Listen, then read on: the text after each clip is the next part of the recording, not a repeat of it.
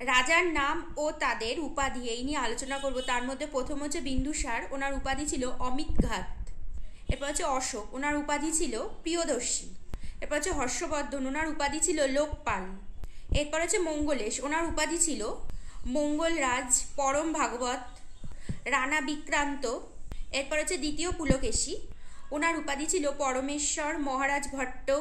এরপর হচ্ছে দ্রোণ সিংহ, ওনার উপাধি ছিল মহারাজ। এবার হচ্ছে চতুর্থ ধ্রুবসেন, ওনার উপাধি ছিল মহারাজা ধীরাজ। এরপর হচ্ছে হরি বর্মন, ওনার উপাধি ছিল মহারাজ। এরপর হচ্ছে ঈশান বর্মন, ওনার উপাধি ছিল মহারাজা ধীরাজ।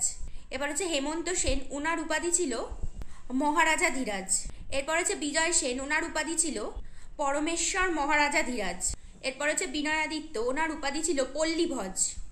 প্রথম বিক্রমাদিত্য, ওনার উপাধি ছিল শিবভক্ত, রণরসিক, পল্লবপতি।